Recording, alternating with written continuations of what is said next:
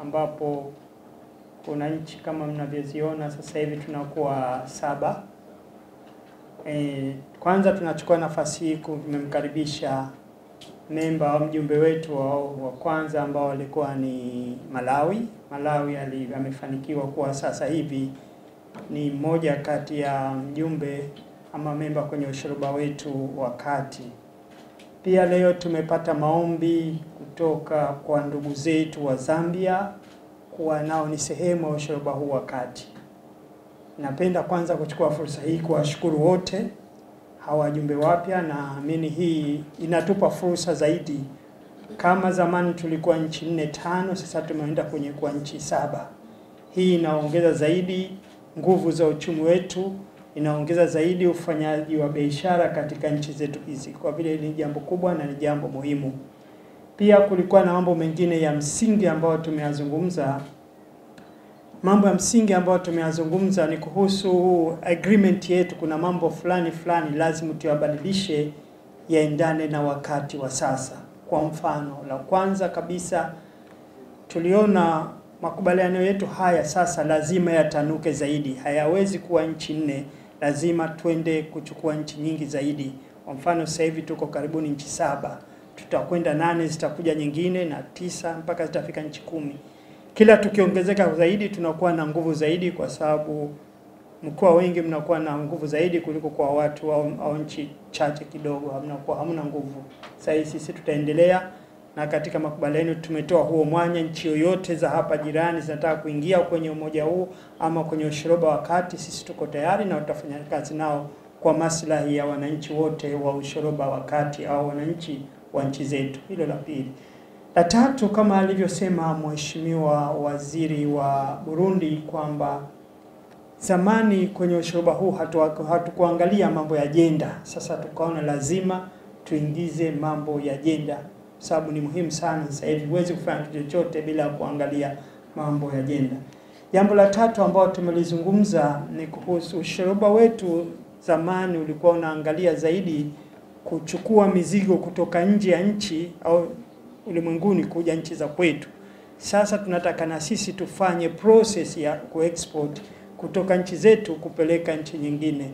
Hiyo ni jambo muhimu, kwa sababu hatuwezi tu kwa kila siku sisi tunapokea tu wala hatutoi kitu. Uchumi hauwezi kukua namna hiyo. Sababu hili ni jambo muhimu ambalo tunaamini tukifanya hivyo uchumi wa nchi zetu hizi utaweza kukua na wananchi wetu watafaidika zaidi. Nafikiri hayo ndio mambo ya msingi kabisa ambayo tumeyazungumza kwa maslahi mapana. Of course kuna mambo environment kama nilivyosema, kwa maslahi mapana nchi yetu.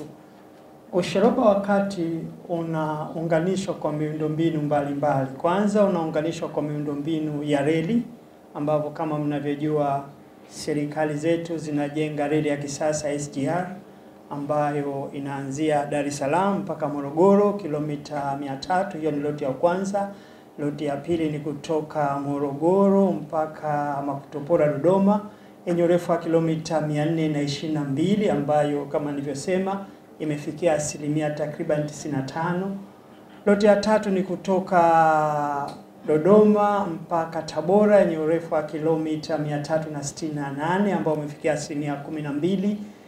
Loti ya 4 ni kutoka Tabora Isaka, ambao na urefu wa kilomita kama 163, ambao umefikia sasa hivi kwa asilimia kama 4. Na loti ya 5 ni inatoka Isaka mpaka Mwanza yenye urefu wa kilomita 342, ambao umefikia asilimia 44. Na hiyo yote inaendelea vizuri. Ukichukua loti hiyo kwenda Mwanza mpaka na kule kuna mradi mwingine ya ujenzi wa meli. Kwa mfano tuna MV moja yenye uwezo wa kuchukua tani 1200. Sasa hivi inafanya kazi, inaunganisha kati ya bandari zetu za Mwanza na kwenda Port Bell ya kule Uganda. Na vile vile tunajenga meli mpya ambayo tulisaini mwezi Oktoba kwa ajili ya kutumika huko kule Victoria.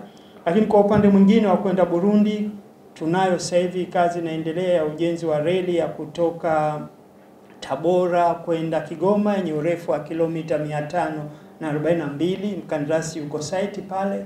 Lakini tunaenda na mradi mwingine loti ya 7, ambapo itatoka Uvinza mpaka Msongati Burundi, ambayo nayo sasa hivi toka katika hatua za kumpata mkandarasi, na mwisho tutatoka kutoka Burundi tutakwenda mpaka DRC Kindu. Naamini yote hii miradi hii mikubwa ikianza kukamilika, then tutakuwa tumeunganisha sana kwenye ushirika wetu. Lakini wakati huo tuna miradi ya kujenga meli kutoka Kigoma kwenda Kalemie kule DRC Congo.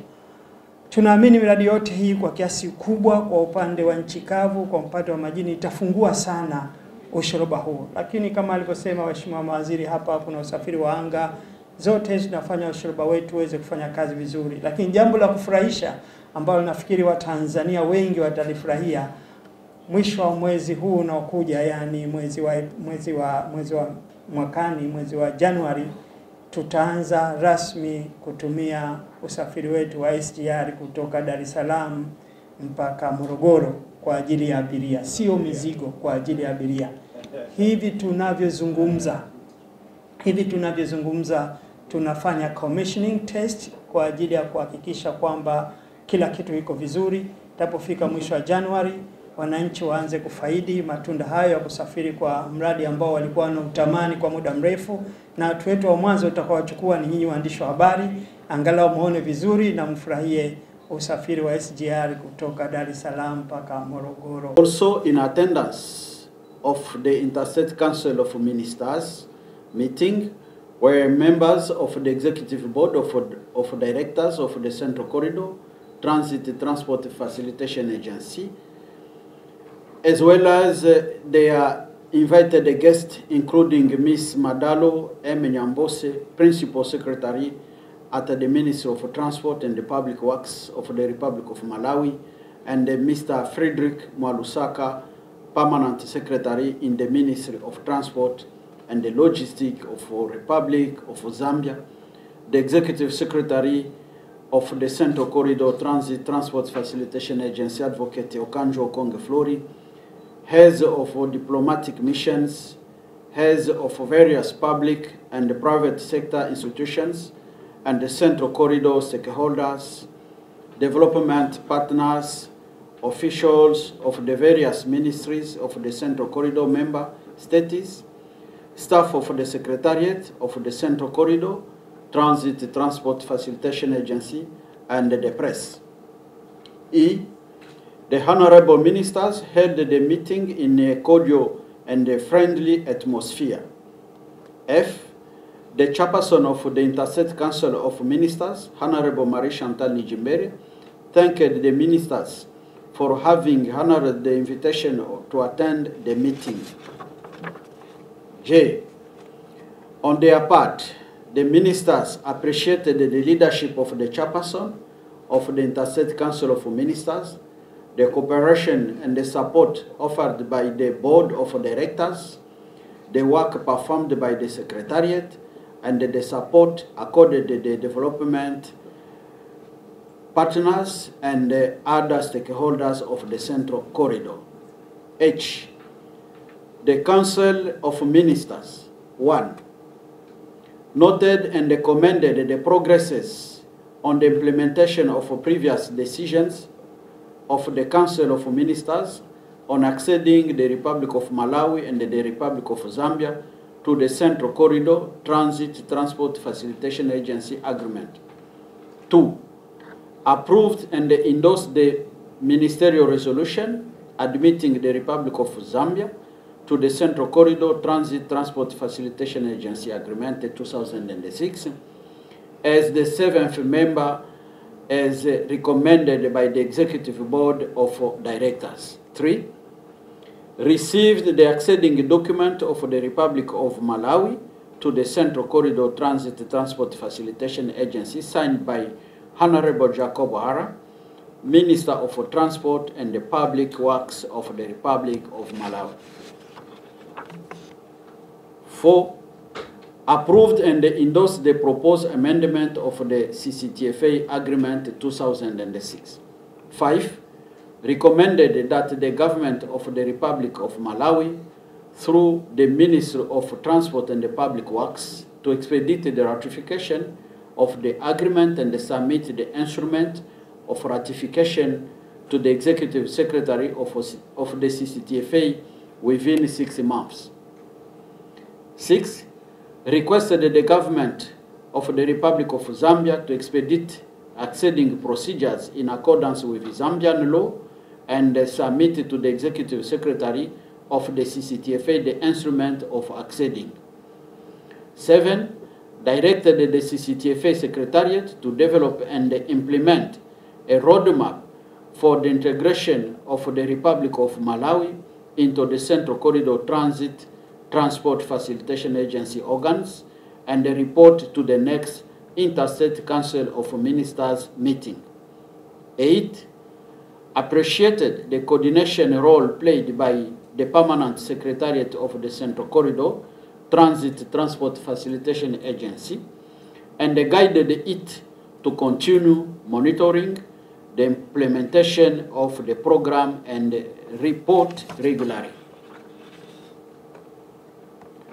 9. Honorable Marie Chantal Nijimbere, Chairperson of the Interstate Council of Ministers, thanked the ministers for their leadership and the effort undertaken in the implementation of the commitment and the resolutions taken by Interstate Council of Ministers. Because as you know that severally, each one of the country working individually cannot achieve as much as we work together. And so we are looking forward to the benefits of the arrangement and the agreement in here because as the previous speaker said, there is a lot of infrastructure development at stake, and as the country, Malawi, we believe that working together with our colleagues, we can partake of this. There are feasibility studies that the agency undertakes to look into the possible developments that can actually facilitate the transport between these countries. But also there are issues of capacity building that have to take place for our staff. And then obviously when we sit down, we don't have to go through what our colleagues have gone through by sharing ideas and seeing how best we can move forward. But we just don't come in to look at how to benefit from this. As a country, we also believe that we'll be able to add value to this agreement and this agency, because as a country, we are also thinking very serious as far as connectivity and trade facilities is concerned. We are in the process of rebuilding our railway line with SGR, because we believe SGR is the way to go now. And as such, we believe that that makes sense because we already know that our colleagues in Tanzania have gone quite ahead in development of SGR. And so if we can connect Malawi to Tanzania and then be able to access the port of Dar es Salaam through SGR, we believe that would be great achievement. But we also have plans that if our colleagues are willing, and then we can have facilitation maybe from the same corridor to connect further to Zambia, but also further to DRC. Obviously, I am hoping that the agency will continue growing, that we can rope in more member states, like, for example, Mozambique, which also will be playing a very, very important role because they are also our coastal neighbors. And in that way, I have hope that even the management of the corridors can grow into like other corridors like Mtwara corridors, Nakala corridors. That way I think we can be able to achieve much more and become more efficient, because these corridors don't necessarily compete each other but rather complement each other. All our neighbors a duty to be able to facilitate trade and through connectivity. And so Zambia is happy to play this role, to use our infrastructure to promote trade and investment and indeed connectivity in the region, but also that this central corridor gives us access to the Great Lakes region and the eastern part of Africa. And so we cannot overemphasize that even as the rest of the globe comes to terms and to grips with the realities of climate change, we do realize that the strategic minerals that the globe will depend on insofar as going green is concerned. As we now anticipate that electric motor vehicles are the future, we realize that Zambia, together with the Democratic Republic of the Congo, have in them huge deposits of copper, indeed cobalt, as well as lithium. This infrastructure focus that we are now embarking on is going to be crucial insofar as meeting the demand for those strategic minerals is concerned. Slowly, as a continent, we are coming to grips with why it is important that our development agenda is coordinated. Because without this coordination, we shall not achieve that trade that we so desperately need amongst ourselves as African countries. And so we have, for instance, as Malawi have said, this realization of the shift in our rail subsector from the traditional Cape gauge that we now start shifting to the standard gauge, which Tanzania is already a pioneer. Our development agenda must be coordinated so that there is that seamless connectivity amongst ourselves as African countries. The food crisis that is inevitably coming in the globe owing to the disturbances that we see in the war between Russia and Ukraine, the crisis that we are currently observing between Israel and Hamas, means that Africa, with its rich soils, must rise to the challenge and be able to boost not only the extractive industry of minerals, but that we must also hasten to boost our agricultural potential. Africa must be able to feed itself. In order for that food that we are going to grow to go around, we have to depend, or rather we have to interdepend amongst each other on sound infrastructure that can move our produce cost effectively between our countries. And so really we are